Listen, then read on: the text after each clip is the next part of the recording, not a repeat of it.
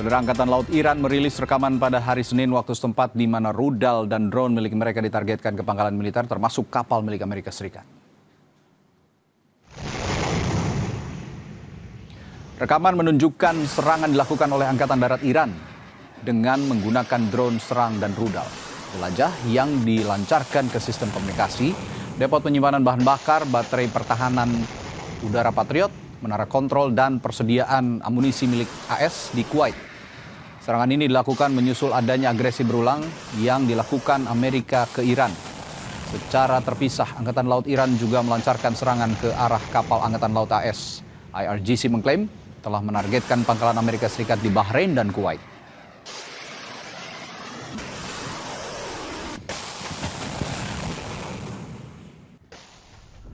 Sementara itu, juru bicara Markas Besar Pusat Iran di Khatam Al-Anbiya Ibrahim Zolfagari mengatakan Teheran tidak akan mengizinkan Washington ikut campur dalam pengelolaan Selat Hormuz. Ia menambahkan, tentara Iran akan menghadapi setiap gangguan atau ketidaknyamanan terhadap transit kapal komersial dan kapal tanker minyak yang disebabkan oleh tentara Amerika yang agresif. Pernyataan ini dikeluarkan IRGC usai Donald Trump menulis di Truth Social bahwa Amerika Serikat akan mengambil alih jalur air strategis tersebut.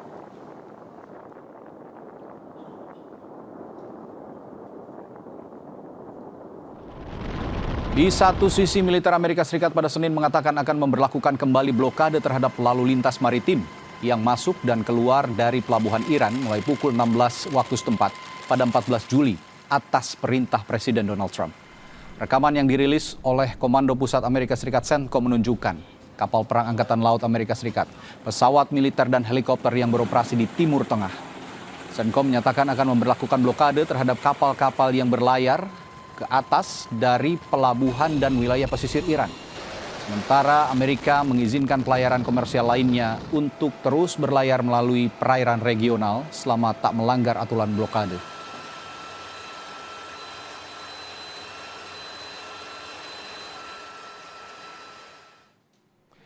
Presiden Amerika Serikat Donald Trump bersikeras agar Iran membuat kesepakatan dan menyarankan sekutu-sekutunya di Teluk untuk mengganti biaya kepada AS untuk perlindungan di Selat Hormuz.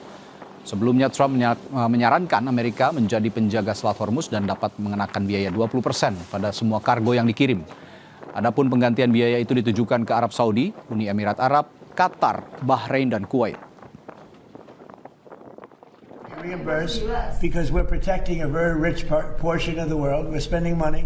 And so what we've done is we are going to be reimbursed for protection. We're protecting by the countries that we're helping. For instance, you look at the 5 countries. You have Saudi Arabia, you have UAE, you have Qatar, or Qatar as I always say, you have Qatar, Bahrain, and by the way, you have others. You have Kuwait, and you have others, and they will do very well.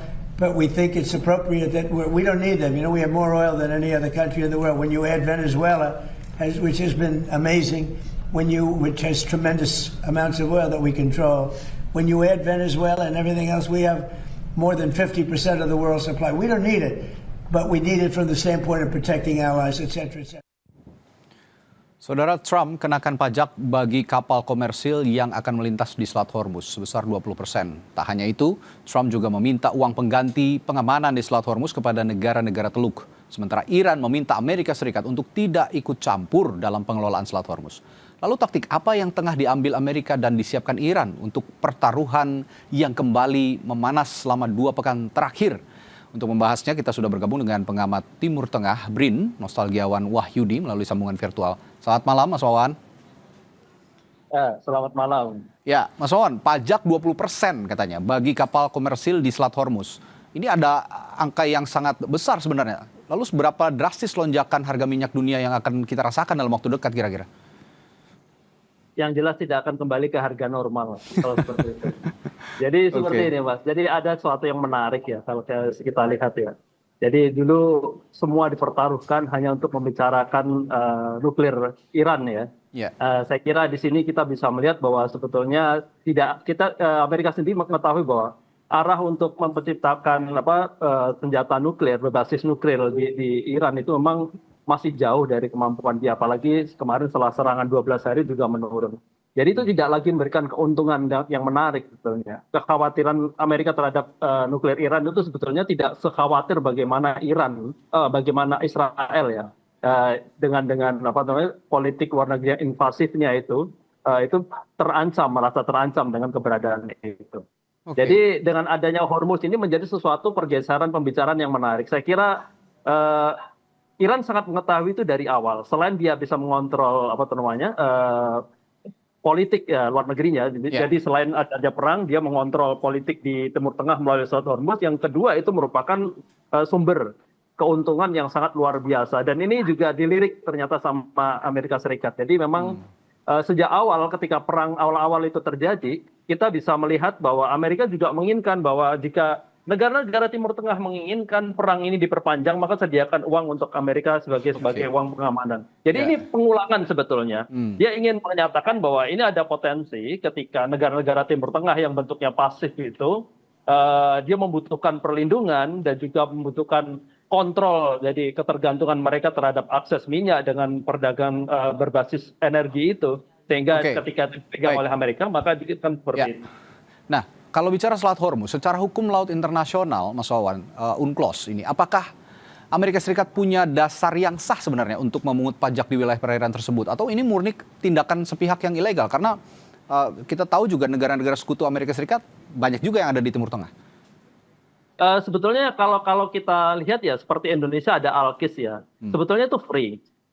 Harusnya free, dalam hukum UNCLOS free. Kalaupun ada misalnya sistem pengamanan, misalnya untuk menertibkan jalur-jalur ini secara administratif, itu cost-nya harusnya di bawah 20%. Kalau 20% itu sangat mencekik gitu, juga tidak rasional. Saya kira jika penerapan tarif yang akan dilakukan Iran juga tidak sebesar itu saya kira. Jadi ini lebih pada pengamanan dan juga pengaturan lalu lintas lalu lintas laut yang melalui Selat Hormuz. Dan ini yang sebetulnya yang menjadi satu hal yang tidak rasional, yang saya kira akan bukan hanya Iran, negara-negara secara internasional ketika mendengarkan bahwa dia akan menerapkan tarif 20% dari misalnya total kapital minyak yang diangkut, maka dia semua akan berteriak gitu.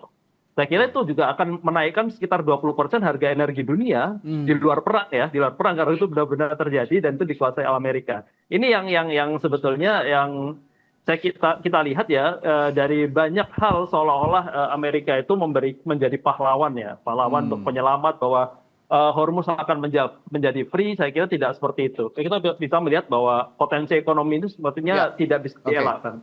Ya, tadi Anda sudah menyinggung Mas Wawan bahwa Donald Trump kan menuntut uang ganti pengamanan kepada negara-negara yang ada di Teluk. Nah, kira-kira ini apakah tanda berakhirnya era sekutu strategis dan berganti menjadi hubungan nasabah dan penyedia jasa keamanan itu bagaimana?